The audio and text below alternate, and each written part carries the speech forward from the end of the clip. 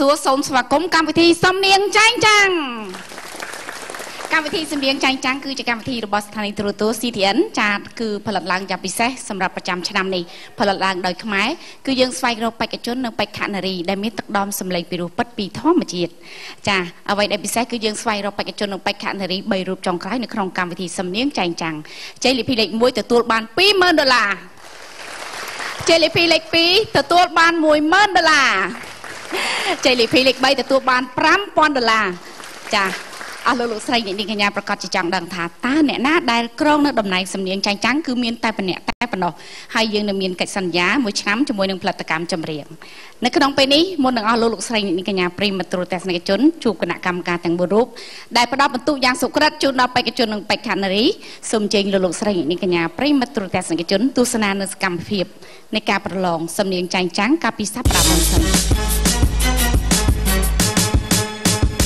សប្តាហ៍មុនគណៈកម្មការពិតជាពិបាកសម្រេចចិត្តលើគុណភាពសម្លេងរបស់បេក្ខជនព្រោះល្អដូចគ្នាទោះយ៉ាងណាបេក្ខជនឆនម៉ាននិងទូចមករាទទួលបានពិន្ទុច្រើនជាងគេសប្តាហ៍នេះអ្នកណានឹងទទួលបានជ័យជំនះអស់លោកស្រីអ្នកនាងកញ្ញាប្រិយមិត្តទូរទស្សនិកជននៅក្នុងពេលនេះសូមអញ្ជើញអស់លោកស្រីអ្នកនាងកញ្ញាជួបគណៈកម្មការទាំង4រូបដែលដាក់បន្ទុកយ៉ាងសុក្រិតជូនដល់បេក្ខជននិងបេក្ខនារីចូលរួមនៅក្នុងកម្មវិធីរបស់យើងជាដំបូងនេះសូមអញ្ជើញលោកអ្នកនាងកញ្ញាស្វាគមន៍ជូនដល់គណៈកម្មការទី1គឺលោកខួនសិតសាដែលជាតារាចម្រៀងអូប៉េរ៉ា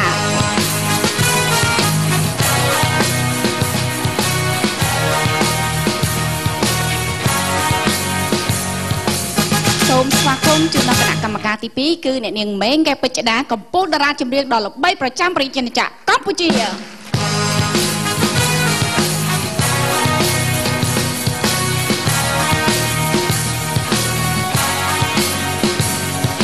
សូមស្វាគមន៍ជូនដល់គណៈកម្មការទី3គឺលោកសូស្រណោះតន្ត្រីករព្យ៉ាណូ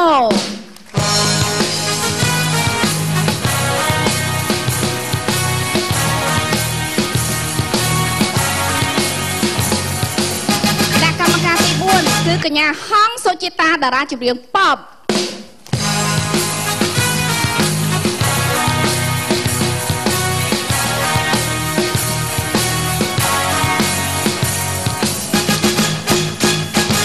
ចានេះគឺជាវត្តមានគណៈកម្មការទាំង4រូបដែលផ្ដល់បន្ទុកជូនដល់បេក្ខជននិងបេក្ខនារីចូលរួមប្រកួតនៅក្នុងកម្មវិធីសំនៀងចែងចាំងនៅក្នុងសប្តាហ៍នេះ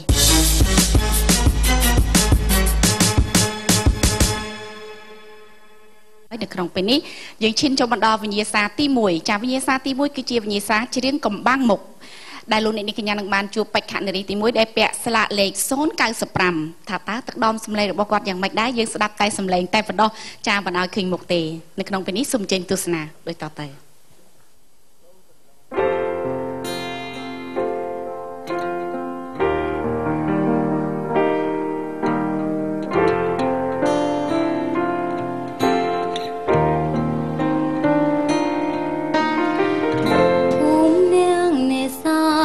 ได้เลือกไปจลสาจุมโนใส่หาก้อนกระเรื่องดาวแต่อ้อกาลบองนึงอ้อนสักบอนสนาหาอย่างสมอไอเลยรูปรังบ่บังเจ้าอ่อนไอกาเพื่อมาดัดรูปอ่อนជាកូនស្រីអ្នកនេសាទជា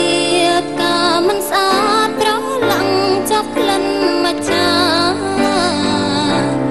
បងស្គាល់ចិត្តហើយបងកាចោលក្នុងចលសានេះហើយវាសនាបផានេះពងបាំងព្រាបាំងព្រាព្រៃទ្របបង្កប់រឿងស្នេហ៍អ្នកក្រដូចព្រាមកេសរត្រូវប្តីយកទៅប្រហារចាំតាំងពីប្រាំងរហូតដល់ខែវស្សាក៏ប្រឹងស្នេហាមិនឃើញយេត្រាវិលវិញ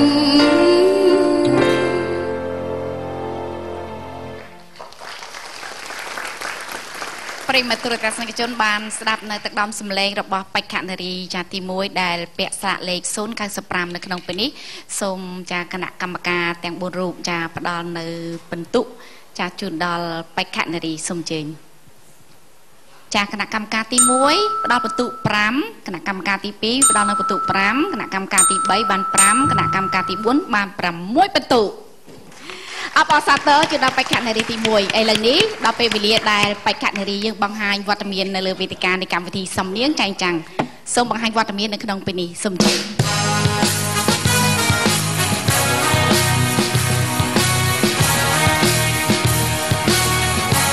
អរគុណច្រើនបេក្ខនារីទី1បានចូលរួមនៅក្នុងកម្មវិធីប្រកួតនៅក្នុងសប្តាហ៍នេះចាអញ្ចឹងបងអូនស្រីចាគណៈកម្មការយើងគាត់នឹងផ្ដល់នៅមតិចាដែលជាចំណុចខ្វះខាតរបស់បងអូនសូមជើញសំលេងបងអូនជាងមកមាត់នេះពេកហើយនៅកកនេះពេកបាទហើយបើសិនជាបងអូនអាចប្រើដង្ហើមច្រើនជាងហ្នឹងដើម្បីឲ្យសំលេងយើងទៅដល់លើបានរឹតតែល្អតែមិនដឹងថាធ្វើអាចទៅមិនអាចទេព្រោះភាគច្រើនយើងគិតថាច្រៀងចេញពីកំពង់កតាមពិតយើងមិនមែនច្រៀងចេញពីកំពង់កហើយម្យ៉ាងទៀតពាក្យយើងច្រៀងស្រៈយើងមិនមែនច្រៀងព្យញ្ជនៈទេយល់ទេដល់អញ្ចឹងអាពាក្យខ្លះយើងបិទទៅយើងសុខចិត្តបិទព្យញ្ជនៈហ្នឹងទៅដល់អញ្ចឹងយើងក៏ហឹមយកវិញវាអត់សូវព្រោះវាអត់អស់សំឡេងណាបាទអញ្ចឹងបាទចាជាដំបូងនេះខ្ញុំសូមគោរពជម្រាបសួរដល់បងប្អូនទស្សនិកជននិងពងទស្សនាផ្ទាល់នឹងតាមរយៈកញ្ចក់ទូរទស្សន៍ហើយជម្រាបសួរបងសាក់ជម្រាបសួរបងអូនសំណោះជម្រាបសួរសុចិតាចាគណៈកម្មការជម្រាបសួរបងអូនស្រីចេះច្រៀងយូរនៅទំចេះច្រៀងបងទំចេះច្រៀងចាប៉ុន្តែបងអូនច្រៀងមានបច្ចេកទេសគ្រាន់បើចាប៉ុន្តែអូនមិនតាន់ថាយ៉ាងម៉េចទេណាអូនណាព្រោះជាបទទី1អញ្ចឹងបងស្ដាប់ទៅវាសំឡេងបងអូនលះល្អប៉ុន្តែនៅខ្វះកន្លែងខ្លះហើយខ្វះហ្នឹងចាំមើលបងបទទី2បងស្ដាប់ទៀតណាស្ដាប់ម្ដងអញ្ចឹងអត់ទាន់ដឹងទេតែខំណាអូនណាអរគុណច្រើនបាទខ្ញុំសូមបន្តពីលោកសិទ្ធិស័ក្តិបន្តិចដើម្បីប្រើឲ្យបានដង្ហើមវែងខ្លួនឯងខ្លីបងយកស្របគាត់ខ្លីប៉ុន្តែដើម្បីឲ្យបានវែងខ្លួនឯង keep នៅក្នុងពោះដកឲ្យវែងឲ្យទុកក្នុងពោះហើយពេលបញ្ចេញតិចទៅបើដង្ហើមវែងយើងគុំបញ្ចេញទាំងអស់នៅក្នុងពេលតែមួយដើម្បីឲ្យបានដង្ហើមវែងហើយមួយទៀតអូនព្យាយាមអក្សរចនិងឆឲ្យចំឆឲ្យចំឆណាប៉ុន្តែបងស្រឡាញ់មែនតើសំឡេងខ្លួនឯងព្រមមែនតើសំឡេងមានទឹកដមមែនតើបាទអរគុណចាបងអរគុណឮសូរថាមិញតឹមចាប់ផ្ដើមច្រៀងឯអត់ចាបងហើយបទហ្នឹងច្រៀងច្រើនដងឯអត់ផងមួយដងឯថាមើលតឹមពេលកម្មវិធីតម្រូវឲ្យហឺបទខ្លួនឯងហើយខ្ញុំនឹកឃើញច្រៀងបទហ្នឹងតឹមរៀនដែរបងអូខេអញ្ចឹងបានន័យថាបទក្រោយប្រកាសជាល្អជាងនឹងទៀតចំពោះបងអូខេចាអរគុណសូមអរគុណដល់គណៈកម្មការចាស់ទាំង4ដែលបានផ្ដល់នីតិយោបល់ល្អៗជូនដល់បងស្រីបេក្ខនារីអញ្ចឹងបងអូនអញ្ជើញមកខាងនេះបាទចានៅក្នុងពេលនេះបងស្រីក៏មានវីដេអូឃ្លីបចាដែលនិយាយអំពីប្រវត្តិខ្លីៗរបស់បងអូនដែរសូមអញ្ជើញអស់លោកអ្នកកញ្ញាទស្សនាដូចតទៅចាជំរាបសួរនាងខ្ញុំឈ្មោះផនស្រីពៅអាយុ20ឆ្នាំរស់នៅក្រុងតាខ្មៅខេត្តកណ្ដាលបច្ចុប្បន្នខ្ញុំនៅជាមួយម៉ាក់ប៉ាខ្ញុំគាត់ធ្វើការសំណង់ម៉ាក់ខ្ញុំលក់ដូរ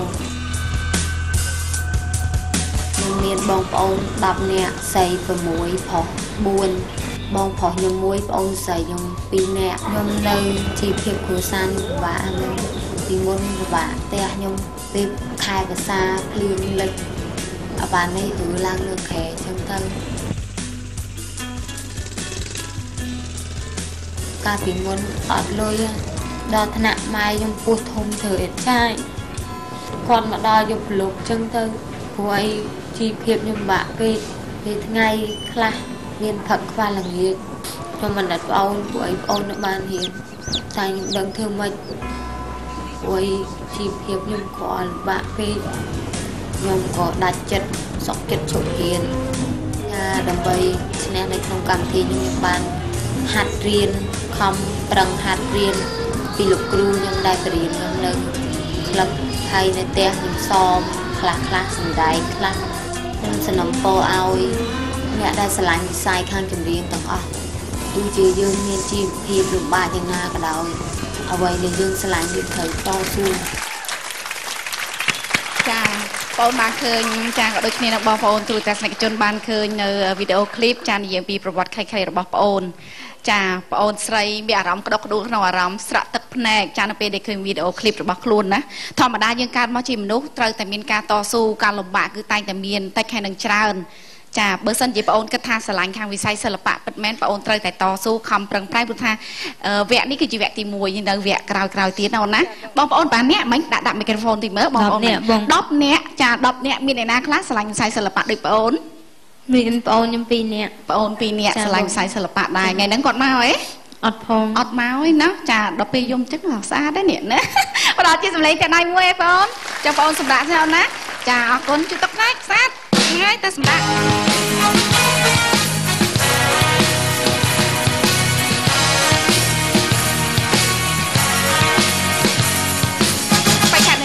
បានកន្លងផុតពីអារម្មណ៍អស់លោកស្រីនេះកញ្ញាទៅហើយយើងនៅបេក្ខនារីទី2ជាបន្តទៀតបេក្ខនារីទី2ពាក់ស្លាកលេខ093សូមអស់លោកអ្នកនាងកញ្ញាទស្សនានិងស្ដាប់នៅទឹកដមសម្លេងរបស់បេក្ខនារីដូចតទៅ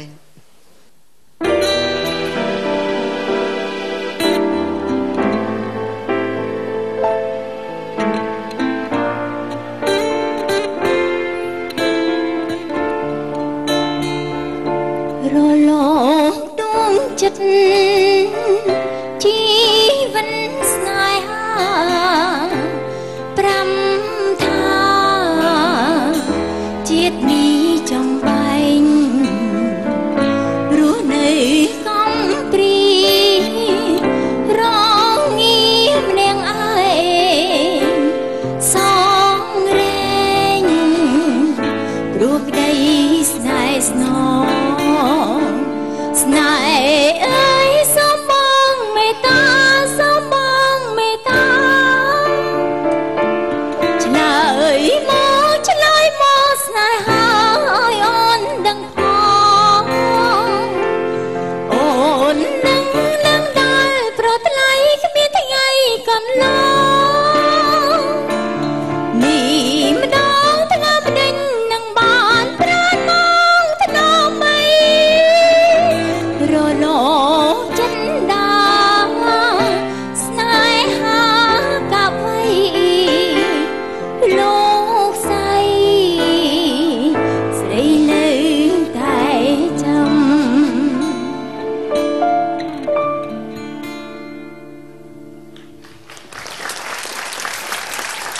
នៅក្នុងពេលនេះសូមអញ្ជើញគណៈកម្មការចាប្រគល់នីតិជូនដល់គាត់ដាក់បន្ទុកជូនដល់បេក្ខនារីទី2សូមអញ្ជើញ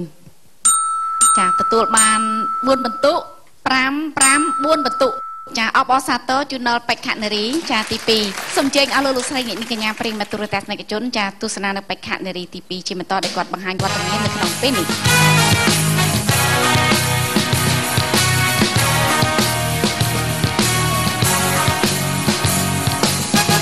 ចាអរគុណច្រើននៅក្នុងពេលនេះចាបងអូនស្រីសូមស្ដាប់យោបល់ពីគណៈកម្មការចាជំរាបជូនដល់បងអូនណាសូមអញ្ជើញបាទដំបូងខ្ញុំសូមសរសើរសម្លេងល្អមែនតើប៉ុន្តែបញ្ហាដោយសារបត់ហ្នឹងរើសខ្លួនឯងទៅអត់យើងជ្រើសរើសខ្លួនឯងខ្ញុំជឿថាពេលក្រោយសម្លេងយើងអត់ខ្ពស់គ្រប់គ្រាន់សម្រាប់យកបត់ហ្នឹងឯងបើមិនយើងអាចយកបត់ដែលទៀបជាងហ្នឹងជើងព្រោះមែនតើទឹកដមសំនៀងព្រោះមែនតើអញ្ចឹងខ្ញុំជឿថាកុំជ្រើសយកបត់ដែលខ្ពស់ពេកយកសមល្មមជាមួយយើងប៉ុន្តែព្រោះអរគុណចាអរគុណបងសំឡេងប្អូនល្អគាត់បើសំឡេងប្អូនឯងខ្ពស់ប៉ុន្តែប្អូនឯងអត់ទាន់ចេះប្រើយើងជាងខ្ពស់ទៅមិនកើតប៉ុន្តែសំឡេងហ្នឹងសំឡេងខ្ពស់ស្រែកបានហ្នឹងហើយប៉ុន្តែយើងប្រឹងពេកណាមួយយើងខំប្រឹងពេកទៅជាក្តៀបវិញយល់ទេអាហ្នឹងគេជាងទលាយបត់ហ្នឹងគេជាងទលាយជាងពីចិត្តអីចឹងណាចេញពីក្នុងមកហ្មងហ្នឹងហើយដល់យើងក្តៀបចឹងពេកទៅវាបាក់ដែរប៉ុន្តែសំឡេងខ្ពស់សំឡេងខ្លួនឯងគឺសំឡេងខ្ពស់មិនសំឡេងទាបទេអូខេបាទចា ជំរាបសួរអូនចាជំរាបសួរគាត់តែឃើញរៀងហ្នឹងគាត់ដឹងថាសំឡេងហ្នឹងគិតៀបដែរអូនចេះមានសំឡេងមកល្អពីធម្មជាតិតែអូនអត់ទាន់ចេះប្រើហើយណាមួយប្រហែលជាអូនស្ដាប់អ្នកចម្រៀងផ្សេងទៅគិតថាកន្លែងហ្នឹងគេចូលចិត្តនឹងធ្វើតាមអូនកុំយកតាមគេណាសំខាន់លើខ្លួនយើងច្រៀងទៅឲ្យវាស្ដាប់ចូលទៅជាគេទៅព្រោះកន្លែងដែលអូនឯងស្រែកផ្លាត់ហ្នឹងចេះធ្វើ style ផ្លាត់ល្អប៉ុន្តែយករលកដួងចិត្តជីវិតស្នេហាអូនឯងកន្លែងហ្នឹងវាអត់មានវាទៅជាភ្លាវអូនណាស្ដាយហើយមួយទៀតដូចជាអាលាក់ច្រើនពេកស្នេហាមកច្រើនពេកចឹងក៏វាធ្វើឲ្យរំខានណ៎ចាអរគុណចាអរគុណអ្វីដែលគួរកែដោយបងគាត់និយាយអស់ហើយទៅគេចាបងក៏គ្មានអីកែដែរគាត់ថាទាំងហាមបងអូននៅខ្លីហើយនឹងជ្រៀងតបៀតពេកមកពីបត់ប្រហែលជាអាចជាបត់អូនជ្រើសមកនោះវាតឹងពេកណាឥឡូវចាំមើលបត់ក្រោយទៀតសង្ឃឹមថាល្អជាងនេះអរគុណអូនចាអរគុណច្រើនសូមអញ្ជើញអូនមកលើវេទិកានេះមកចាលោកគណៈកម្មការបានផ្ដល់កម្លាំងចិត្តជូនដល់បងអូនស្រីចាខំប្រឹងប្រែងណាឥឡូវនេះបងអូនស្រីក៏មានវីដេអូឃ្លីបចាយកមកជូនដល់លោកអ្នកនាងកញ្ញាទស្សនាដែរសូមអញ្ជើញទស្សនា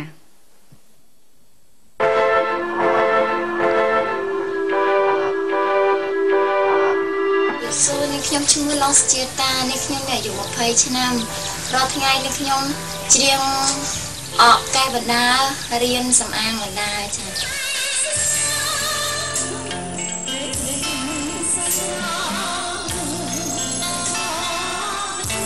ពេលណាតំណែងយើងទៅខ្ញុំទៅជួយរៀនគៀបសក់រៀនអត់សក់រៀនមួយមាត់ភ័ក្រគេយកលុយខ្ញុំថោកចឹងទៅខ្ញុំចិត្តឲ្យរៀនមួយគេដើម្បីចេះខ្លះដើម្បីមករៀនចេះនៅចិត្តផ្ទះបានមានលុយយើងល្មមអាចមានរបរមួយទៀតជីវភាពខ្ញុំពេលមុនបងពិបាកមែនតើដល់ថ្នាក់ខ្ញុំធ្វើការបដាខ្ញុំមានទឹកចិត្តធ្វើការព្រោះអីរលុយមកដើម្បីចិញ្ចឹមក្មួយយកលុយមកឲ្យគាត់ដើម្បីទិញម្ហូបគ្រប់គ្រងគ្រួសារក្មួយ3នាក់ដើម្បីឲ្យវាទៅរៀនចឹងណាបងហើយទៅពេលសិល្បៈខ្ញុំស្រឡាញ់តែខ្ញុំមកហ៊ានប្រាថ្នាខ្ពស់ចាខ្ញុំសូមថ្លែងអំណរគុណដល់កម្មវិធីសំនៀងចែងចាំងចាគឺធ្វើឲ្យខ្ញុំមានសមត្ថភាពដើម្បីបញ្ចេញនៅក្នុងកម្មវិធីនេះគឺខ្ញុំសូមអរគុណបំផុត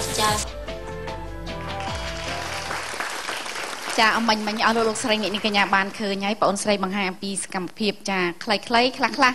បងអូនស្រីនៅក្មេងប៉ុន្តែបងអូនស្រីមានឱកាសថារកថវិកាចិញ្ចឹមបីបាច់ក្រុមគ្រួសារបានចាបើសិនជាបងអូនគិតថាបងអូន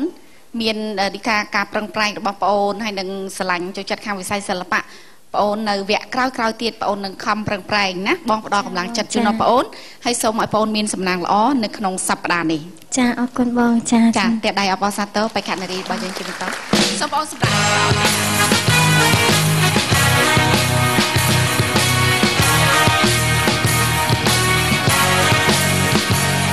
សូមអរគុណជាបន្តទៅទៀតនេះសូមអញ្ជើញលោកនាងកញ្ញាទស្សនានិងស្ដាប់នៅសំឡេងបេក្ខជនចាទី3វិញម្ដងដែលពាក់ស្លាកលេខ089សូមស្ដាប់និងទស្សនាដូចតទៅ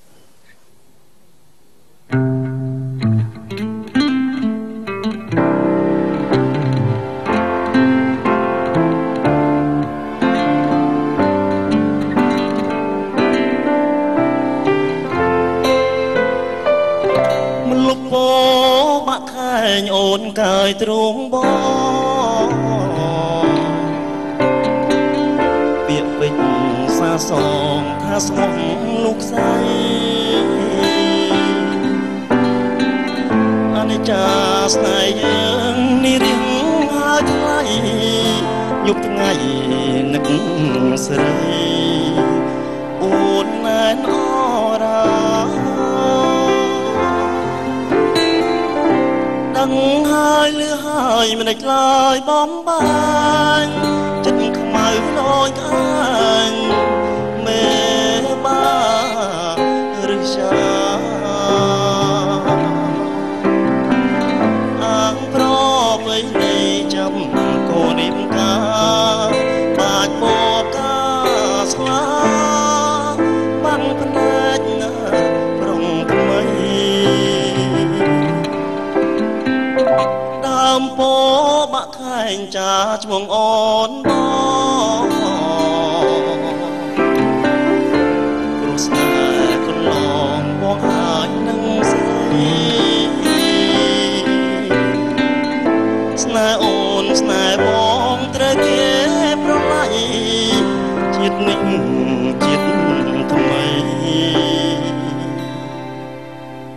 បងនៅតាស្នា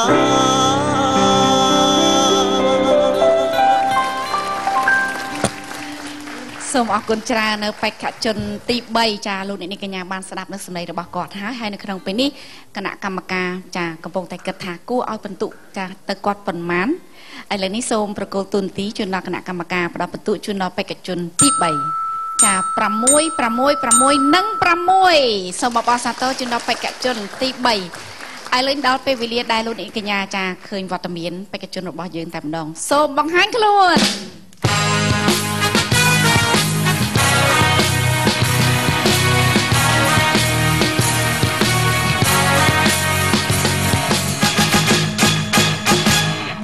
អរគុណច្រើនឥឡូវនេះសូមអញ្ជើញចាបេក្ខជនចាស្ដាប់គណៈកម្មការរបស់យើងទាំង4រូបចាគាត់មានប្រសាសន៍អ្វីខ្លះសូមអញ្ជើញអូនណាដាក់តាមណាលើនេះ6ទាំងអស់អូខេសំឡេងល្អមែនតើបងប៉ុន្តែបញ្ហាបើសិនជាដាក់មនោសញ្ចេតនាជាងនឹងទៀត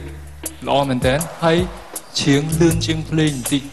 ខ្ញុំជឿថាពួកយើងអ្នកជំនាញស្ដាប់ច្បាស់ជាងដោយសារគេយើងលឿនចឹងទៅអាមនោសញ្ចេតនាហ្នឹងវាអត់ច្រើនអញ្ចឹងបើសិនជាយើងស្ដាប់ភ្លេងព្រោះភ្លេងលងលោចមែនតើមិញណាបើសិនយើងយឺតជាងហ្នឹងតាមភ្លេងទៀតល្អមែនតើប៉ុន្តែសំឡេងល្អបាទអរគុណចង់សួរគាត់បន្តិចបងគាត់សួរមើលតាព្រោះថ្ងៃហ្នឹងអាជីពអីគេខ្ញុំនៅអត់ផងអញ្ចឹងគាត់ធ្វើការអីគេ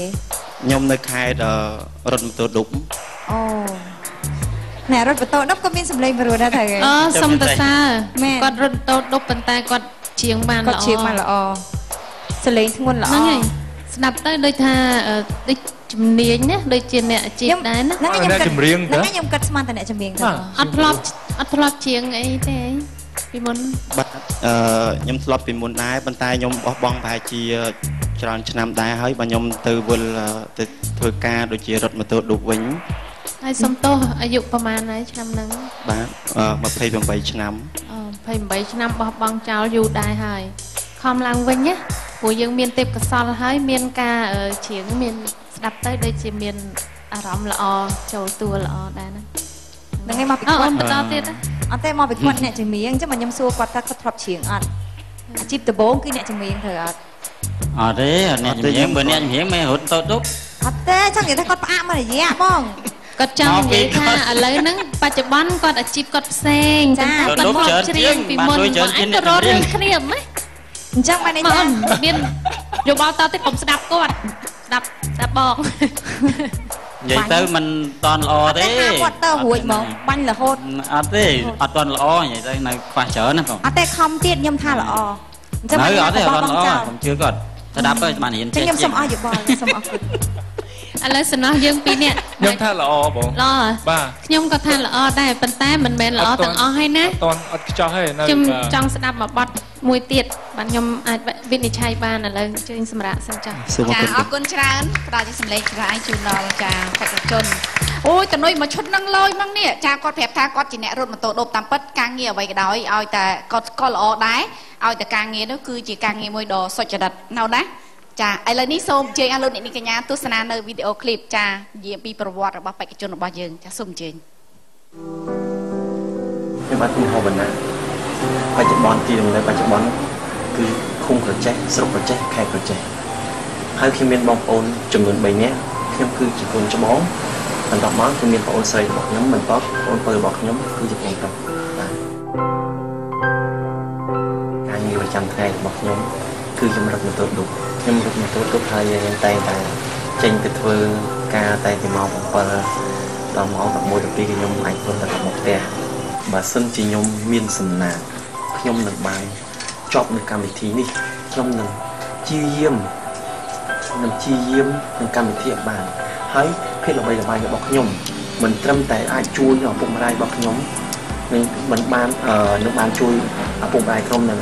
ទទួលបានប្រាក់បន្តិចបន្តួចដើម្បីគ្រប់គ្រងមកគាត់ហើយថែមទាំងខ្លួនរបស់ខ្ញុំគឺខ្ញុំអាចគេស្គាល់ច្រើនចឹងការងាររបស់ខ្ញុំអាចជោគជ័យទាំងក្រុមគ្រួសារទាំងមូលគឺអាចមានមុខមាត់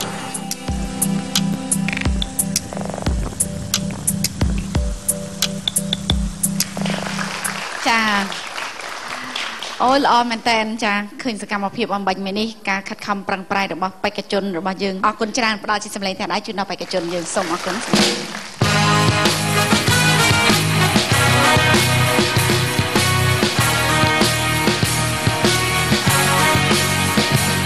លោកអ្នកនាងកញ្ញាយើងនៅបេក្ខជនជាបន្តទៅទៀតប៉ុន្តែនៅក្នុងពេលនេះសូមអនុញ្ញាតពីលោកអ្នកកញ្ញាសម្រាប់មួយផ្លែតសិន